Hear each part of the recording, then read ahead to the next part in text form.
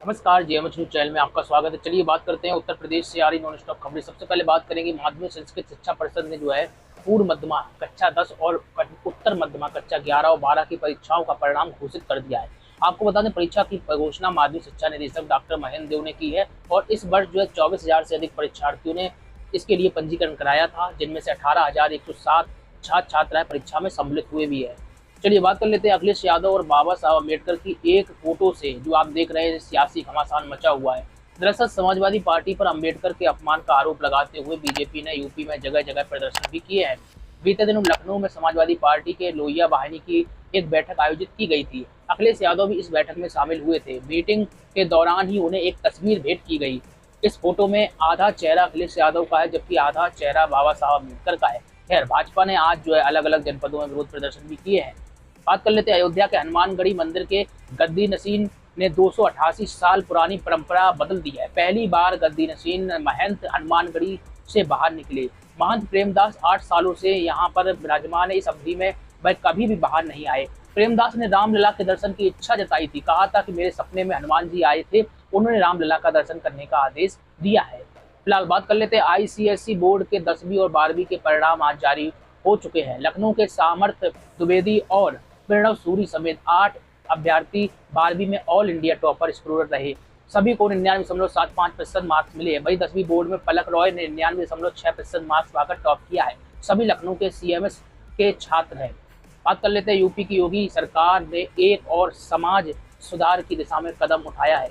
दरअसल आपको बता दें, ऐतिहासिक फैसला है। उत्तर प्रदेश में 60 साल से अधिक उम्र वाले ट्रांसजेंडर व्यक्तियों को भी जो है वृद्धा आश्रम में रहने की सुविधा अब दी जाएगी। सरकार इन्हें पेंशन, इलाज, भोजन और मानसिक स्वास्थ्य सेवाएं भी देगी, जिससे बुजुर्ग ट्रांसजेंडरों को सम्मान और सुरक्षा के साथ जीवन जीने का अवसर प्राप्त हो। चैनल को सब्सक्राइब के साथ ही लाइक और शेयर करिए।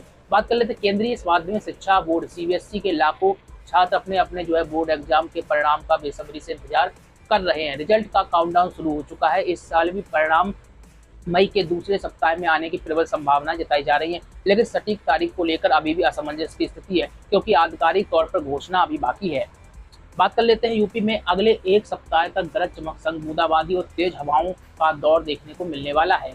इन झोंकेदार हवाओं की रफ्तार 40 से 50 किलोमीटर प्रति घंटे तक जा सकती है। बारिश और हवाओं के असर से अधिकतम तापमान में और अभी गिरावट देखने को मिलेगी।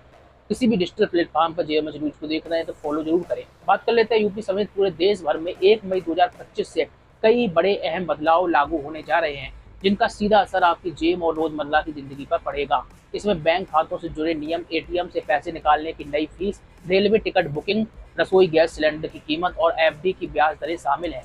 इसी के साथ ही पेटीएम, फोन पे और गूगल पे जैसी डिजिटल वॉलेट सेवाओं में 1 मई से जो है केवाईसी नियम और ट्रांजैक्शन लिमिट में बदलाव हो सकता है। कुछ बैंकों ने एनईएफटी और आरटीजीएस ट्रांजैक्शन पर लगने वाले शुल्क में बदलाव करने की योजना बनाई है। इसी के साथ ही बात कर लेते हैं केंद्र सरकार ने देश में आगामी जनगणना के साथ ही जो है आज बड़ा फैसला किया। जातीय जनगणना कराने का ऐलान कर दिया। इसकी जानकारी केंद्रीय मंत्री अश्विनी वैष्णव ने दी है। इस फैसले पर यूपी के मुख्यमंत्री योगी आदित्यनाथ ने अपनी प्रतिक्रिया दी है। सीएम ने पीएम मोदी का आभार भी जताया है और इस फैसले को अभूतपूर्व बताया है।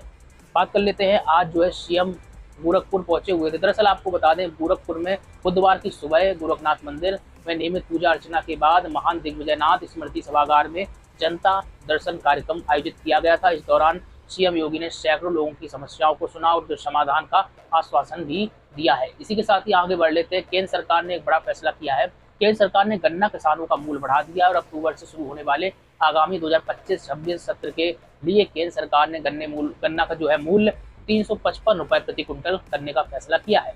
मुख्यमंत्री योगी आदित्यनाथ ने गन्ना किसानों के हित में किए गए ऐतिहासिक निर्णय पर प्रधानमंत्री नरेंद्र मोदी का आभार प्रकट किया है। चालू वर्ष जो चल रहा है 2024-25 सत्र के लिए गन्ने का एफआरपी 340 रुपए प्रति क्विंटल तय किया गया है। इसी के साथ ही यूपी में भारत नेपाल सीमा पर योगी सरकार का एक्शन मंगलवार को देखने को मिला।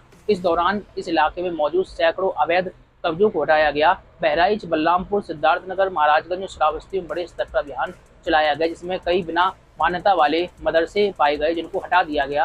वहीं अवैध रूप से बनाए गए धार्मिक स्थलों को भी बुलडोजर जमींदोज करता हुआ निकल गया। इसी के साथ ही बात कर लेते हैं, एक बड़ी खबर ये निकल कर आ रही है कि प्रदेश की खाद्य और सुरक्षा एवं औषधि प्रशासन विभाग की विशेष सचिव रेखा सिंह चौहान ने बताया है कि यूपी के सभी 18 मंडल मुख्यालयों पर फूड एंड ड्रग टेस्टिंग की उच्च तकनीकी क्षमता युक्त लैब स्थापित की जा रही है। इस पहल के तहत एक और तो प्रदेश में पहले से स्थापित टेस्टिंग लैबों को हाई टेक्नोलॉजी युक्त बनाया जा रहा है, तो वहीं दूसरी ओर 12 मंडलों में नई लैब बनाई जा रही है।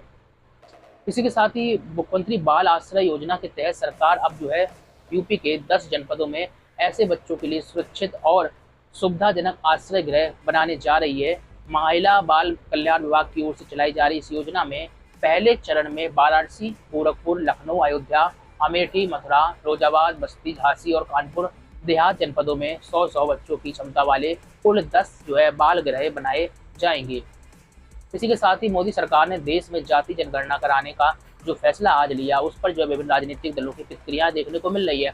बसपा की सुप्रीमो मायावती ने पोस्ट कर लिखा कि देश में मूल जनगणना के साथ ही जाति जनगणना कराने का केंद्र सरकार द्वारा आज लिया गया फैसला काफी देर से उठाया गया सही दिशा में कदम है, इसका स्वागत करते हैं। बीएसपी इसकी मांग काफी लंबे समय से कर रही थी। इसके चलिए बात कर लेते हैं। जैसा कि अभी हमने आपको बताया कि अयोध्या में जो है 300 साल बाद एक परंपरा टूटी है, जिसमें एक महंत जो है पीठाधीश महंत प्रेमदास मंदिर से बाहर निकल आए। आज शुभ मुहूर्त था, अक्षय तृतीया का मौका था, ये फैसला इन्होंने आज लिया। मंदिर के परिसर से बाहर निकले। 300 सालों से ज़्यादा समय में पहली बार ऐसा हुआ कि हनुमानगढ़ी के महंत मंदिर से बाहर निकले।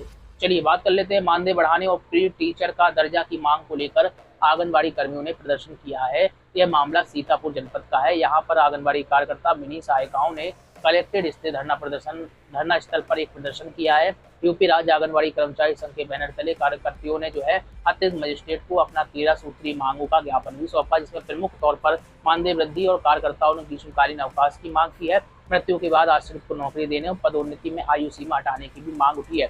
सेवा समाप्ति के बाद पश्चिम बंगाल की तर्ज पर आर्थिक सहायता देने जैसे कि ग्रेच्युटी देने की मांग यहाँ पर उठाई गई। इसी के साथ ही बात कर लेते जाते जाते यूपी शिक्षा सेवा चयन आयोग ने अब टीजीटी की डेट जो है बदल दी है। 14 और 15 मई को प्रस्तावित टीजीटी परीक्षा अब 21 और 22 जुलाई को होगी। आपको बता दें कि इससे पहले आयोग ने 20 और 21 जून को प्रस्तावित टीजीटी परीक्षा की तारीख को बदलकर 18-19 जून कर दिया था। जाते जाते एक और खबर दे देते हैं। लॉरेंस बिश्नोई गैंग ने पहलगांव आतंकी हमले का बदला लेने की धमकी दी है। बिश्नोई गैंग ने अपने वायरल पोस्ट में कहा है कि पहलगांव आतंकवादी हमले का बदला लेने के लिए गैंग पाकिस्तान में घुसकर एक ऐसे व्यक्ति को मारेगा जो 1 लाख के बराबर होगा। बिश्नोई गैंग का पोस्ट सोशल मीडिया में तेजी से वायरल हो रहा है। आपको बता दें मदर डेयरी ने जो है मदर डेयरी के बाद अमूल ने भी अपने जो है दूध के दाम बढ़ा दिए हैं। कंपनी ने बुधवार को कीमतों में इजाफा किया है। यह बढ़ोतरी जो है 1 मई 2025 से लागू हो जाएगी। अमूल ने अलग अलग तरह के दूध की कीमतों में 2 रुपए प्रति लीटर की बढ़ोतरी की है। बढ़ोतरी का कारण उत्पादन लागत में वृद्धि जैसे कि पशु आहार की लागत बढ़ना बताया जा रहा है। इसी वजह से अमूल ने ये दाम बढ़ाए, ऐसा अमूल का कहना है। उत्तर प्रदेश में बुधवार को सरकार ने बड़े स्तर पर कई जनपदों के जजों को बदल दिया। राज्य में कुल 40 जनपदों के जिला जजों का ट्रांसफर यानी कि तबादला किया गया। यूपी में औरैया, संभल, महोबा, बिजनौर, झांसी, मुरादाबाद के जनपदों के जजों का तबादला किया गया। लगातार बने रही कोई प्रतिक्रिया कमेंट बॉक्स में जरूर रखिए। नमस्कार।